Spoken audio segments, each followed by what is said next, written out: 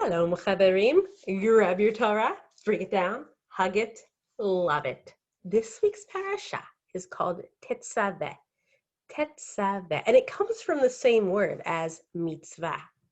A mitzvah, as you know, it's something that we are commanded to do to be closer to Hashem, to be closer to the people around us. Mitzvot are pretty wonderful, always to be closer to Hashem.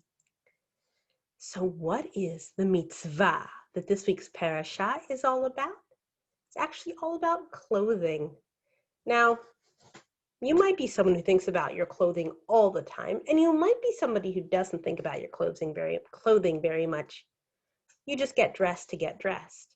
But then, well, Purim is almost here.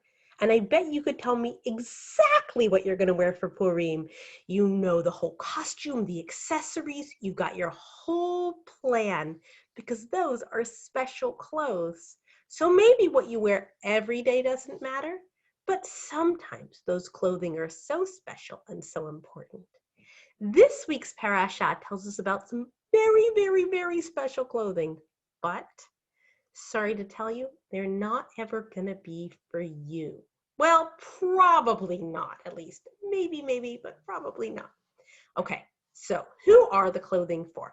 First, to tell you, today we have three types of Jewish people: Kohen, Levi, and Yisrael.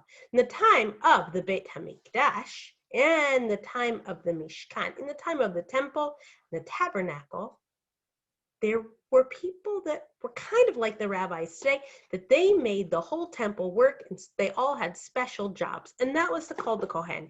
And among the Kohanim, that's all the Kohens, there's the Kohen Gadol, the high priest, the most important. We talk about his clothes this week and what all of the other Kohanim are going to wear. Now, you might be a Kohen. I hope you're a Kohen. You are a Kohen if your Abba is a Kohen. And it goes from Abba to son, Abba to son, Abba to son. And if you're a daughter of a Kohen, you are a Bat Kohen, the daughter of a Kohen. My Ima is a Bat Kohen. All right, so we have our Kohen and our Kohen Gadol, and he has super duper special clothing, and the Torah tells us in detail about them. The Kohen Gadol has 8 things that he wears, and the regular Kohen has 4 things that he wears, and they don't wear them all the time, because they're not always doing the most special work of Hashem in the Mishkan, but sometimes they are. So I have pictures of some of the clothes. Here's the futonet. Here's my Kohen Gadol paper doll. But I just want to tell you about 2 of my favorite parts of it. Some of it's not so special. Michnasayim, pants, futonet. I mean, they're all special. They are all special, or the Torah wouldn't tell us to do them. But I have 2 favorites. So that's what makes it special, because they're so special to me. One is that on his me'il, which is the word we use for coat, at the bottom of the me'il, the Torah describes it as rimon u'pa'amon. Rimon ve'pa'amon. A pa'amon is a bell, and a rimon, you might remember, is a pomegranate. Now, there weren't really pomegranates on the bottom of his clothes. We don't think so. It was a musical instrument built into the Kohen Gadol's clothes, so that whenever he was coming, you would hear him, and that he walked with music, which is really amazing.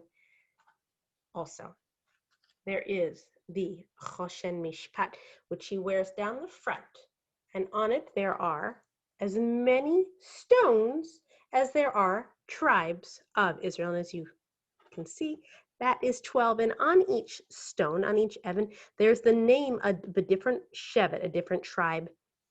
And they used this Choshen Mishpat to communicate with Hashem. They could ask it questions, and it would answer them. It was really amazing. All of his clothes are amazing, but those are my 2 favorites.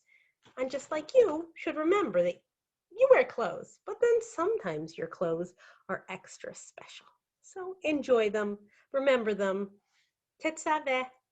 We're commanded to do it. You don't get to wear these special clothes, but I assume you're wearing something special on Purim, and then something special on Shabbat. Shabbat Shalom.